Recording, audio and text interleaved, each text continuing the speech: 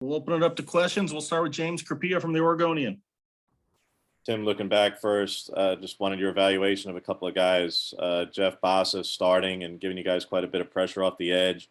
Braden back in the lineup, and Quez making plays, particularly late.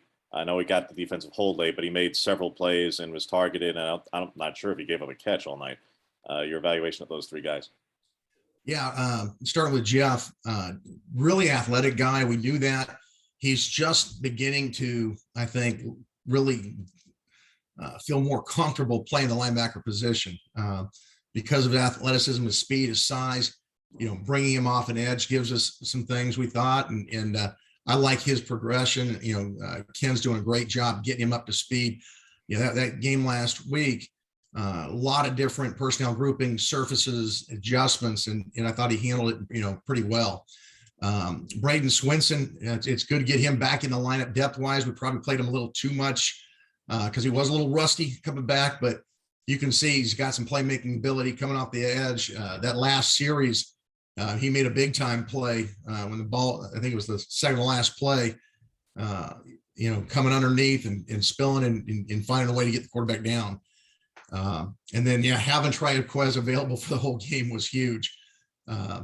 You know, anytime you've got some depth at corner that you feel good about, like we do, you know, the week before or the game before, you know, losing at that first play, you know, you feel like, you know, you're not going in with all your guns. And, you know, for him to come back the way he did and compete, I liked where he was.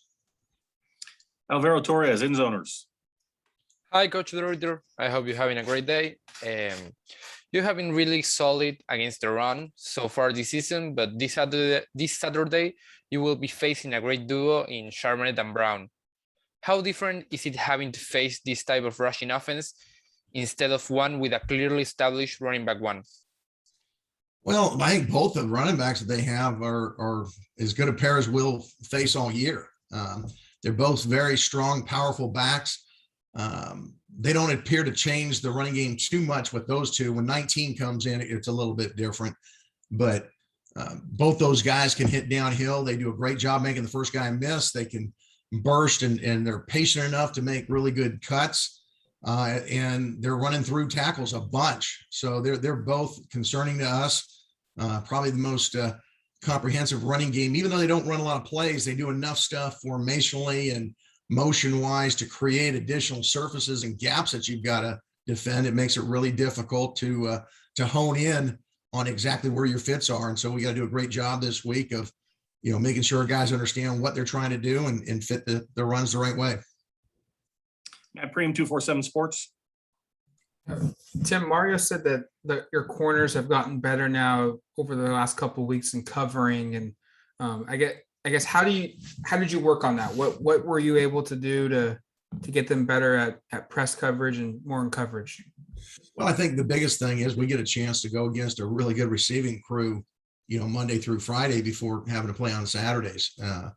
You know, when you're having to defend Devin Williams and Jalen Redd and Johnny Johnson, all the guys that we have on offense, it makes you work on your game so that when you play on Saturdays, you're ready for that competition. And, you know, Coach Cristobal has us competing, you know, every day against each other. That naturally drives the guys who are competitors to get better. Max Torres, Ducks Digest. Coach, obviously the defense came up pretty big for you guys at the end of that one against Cal, sending all that heavy pressure. Just kind of wanted you to see if you could take us through, you know, what you were seeing and, you know, what gave you the confidence to ultimately make the call and send all that pressure at Garbers. Well, not to get into all the details of things, we knew that for him down there, especially close to the red zone, if his first reads weren't available, he was likely going to tuck the ball, and we did not want to give him a lot of outs to duck up and make someone miss, because he'd done a really nice job of that. You know, I thought they did a nice job of adding some quarterback run and third down, and he was able to move the sticks. And, you know, we decided to go with a call that we were going to try to keep him in that pocket. And our guys, I thought, did a nice job of timing it up, and you know, Verone especially, you know, getting through, you know, like he was supposed to. Eric Scopel, 247 Sports. Coach, the end of game situations, the last two games kind of mirror each other in terms of what your defense was facing. I guess, what areas did you see growth and improvement from, and why was there a different result this time as opposed to at Stanford?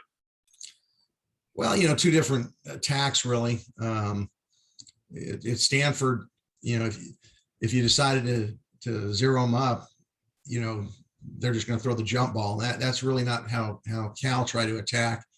But we just felt going in, there's certain calls that our guys feel more comfortable with, and even though it's two different game plans, trying to fit the call with the guys on the field and the situation.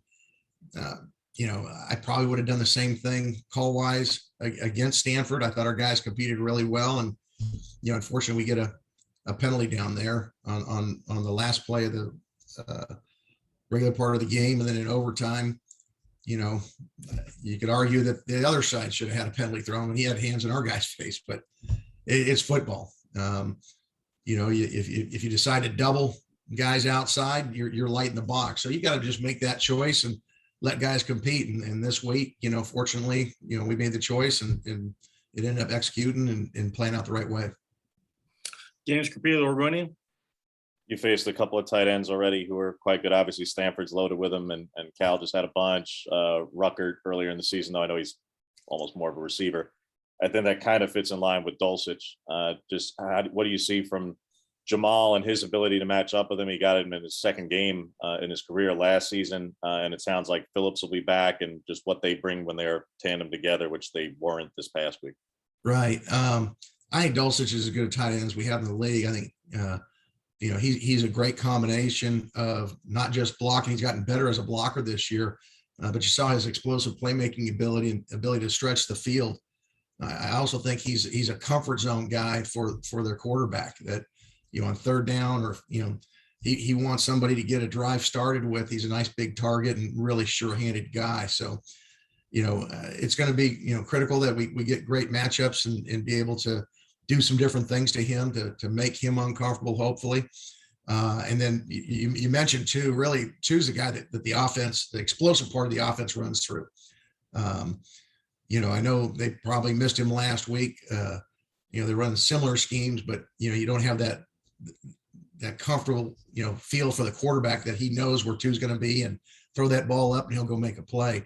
So we anticipate him coming back, and it does present a challenge, particularly on third down. You don't have just one guy to stop. You got a couple of options for him, and you just got to pick, and try to mix up your look so that the quarterback's got to find it in a hurry.